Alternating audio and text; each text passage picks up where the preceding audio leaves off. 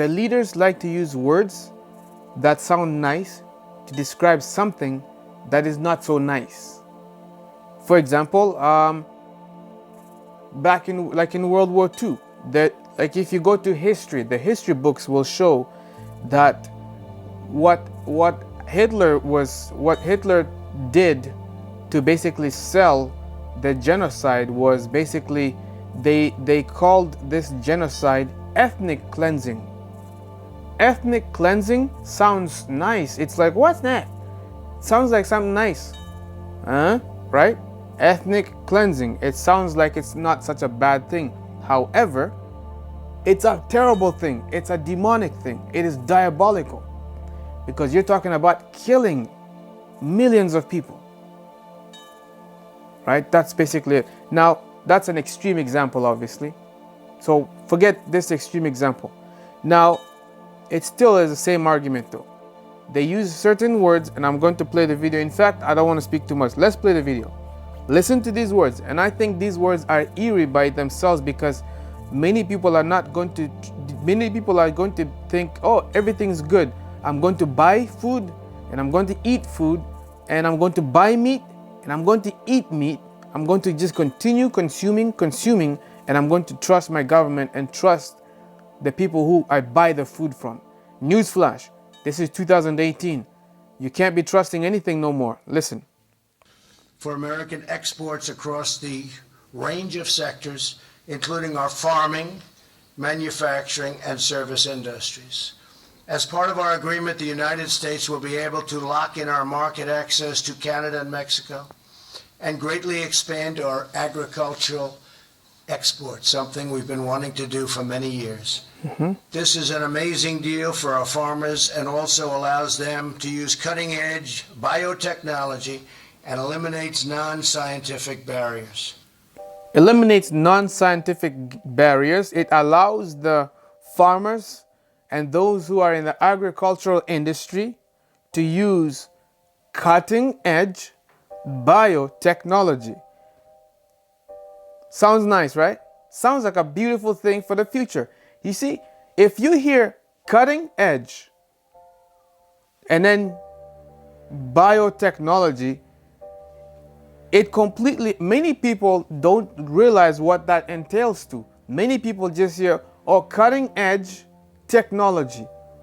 And when they hear words like cutting edge technology that's being used in the agricultural industry, I bet the people who don't fully understand this, they automatically think, oh, cutting edge technology.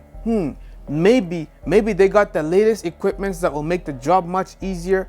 Maybe they got the latest stuff that will actually, like, help make things much safer and better for the, if they are farmers raising animals, the animals will be well taken care of. They got good technology, groundbreaking technology that's going to aid the industry.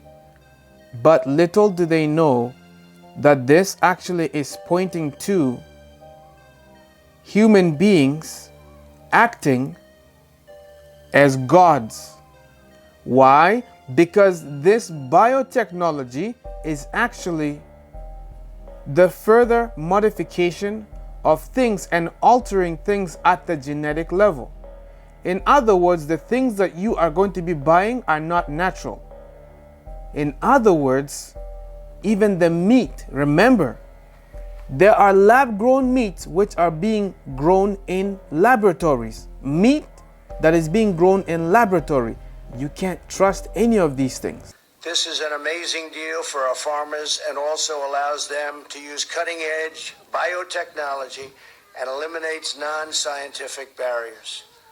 Our nations have also agreed to innovate.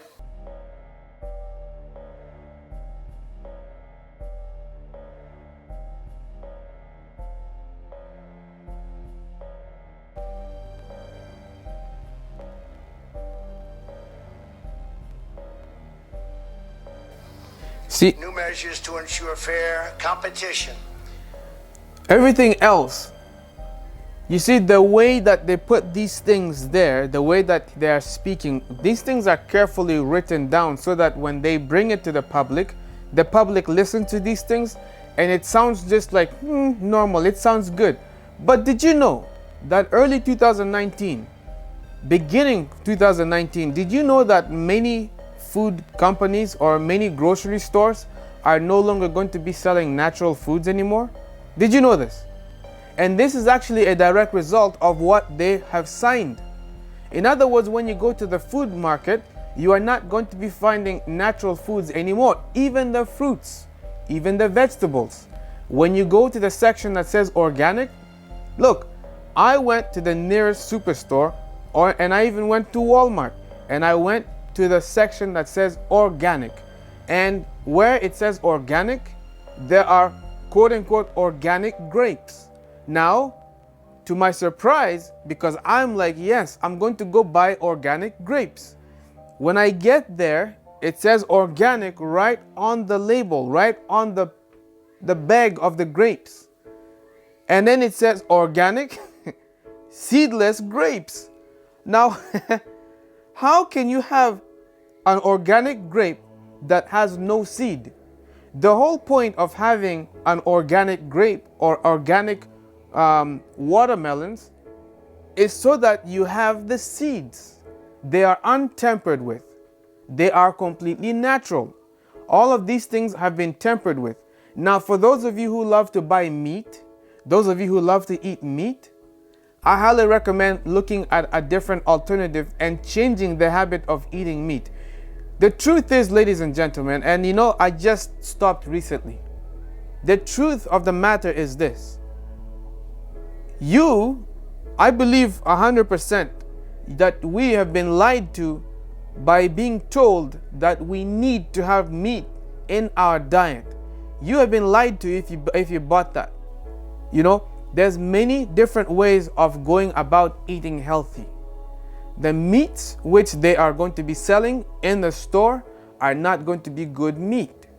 The meats which you're going to be buying, majority of them, there's a good chance you are going to be eating lab-grown meats.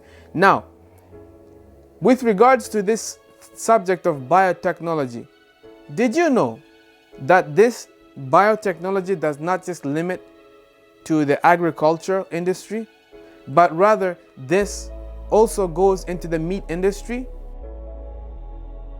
Did you know that they are actually growing human organs inside pigs? Human organs are being grown inside pigs. Now, if human organs are being grown inside pigs, you got to think about what then when you go to eat that pig. I don't even want to go there. A new generation of biotech foods is getting close to the grocery aisles. By early next year, the first foods made from gene-edited plants and animals are expected to begin selling. The first products will likely be salad dressings or granola bars made with soybean oil tweaked to be extra heart healthy. Researchers also are pursuing other possibilities, including wheat with triple the usual fiber and mushrooms that don't brown. Mushrooms that don't brown. Yesterday, we brought you what? We brought you the story of how new genetically altered fruits and vegetables and even animals could soon be entering the marketplace. But now ask yourself something. Should we be changing a plant or animal's genetics? And if so, to what end? What about restrictions? Some? None? Then there's the question of whether we are or should play God, right? Starting next year, as you stroll through your local grocery store, you may come across food from animals or plants that may have had their DNA altered. For years, farmers have been genetically manipulating crops and animals by selectively breeding to get offspring for certain traits. But now scientists have perfected a process called gene editing, which was developed in the late 1900s. The process will alter foods and plants more accurately at less cost. Experts say they act like molecular scissors, altering the letters of an organism's own genetic alphabet. As a result of this process, fruits and vegetables will last longer. So pretty much when you look at this, what comes to mind? Well, we are no longer eating anything that God made. We are now eating things that humans have tempered, because humans are now making the move to do things that only the Lord has power over, or things that we should leave to nature the way it is designed to be. Only God knows why He designed things a certain way. So when we go and we temper with things at the genetic level, at the molecular structures, what ends up happening is we may be opening Pandora's box. It's kind of similar to this whole artificial intelligence thing. These people are creating these AIs, but once it goes online, this thing begins to replicate itself, and it automatically does its own thing, and they don't have control over it anymore. They can't turn it off. You need to ask yourself the question, do my leaders really care about me, or am I just a number? See, the truth is you are just a statistical number to them. You are an asset. You are just an asset that they just need to be able to just put in line so that they can rule over you. They want you to, when they tell you to jump, they want you to ask how high. That's all you are to them, is just an asset. You're nothing but a number. You have no feelings to them. So the question is, you have to ask yourself the question, well, how bad could these things be? Because ultimately what they have just been talking about is, they have been talking this quote-unquote cutting edge technology in the agricultural industry. That is basically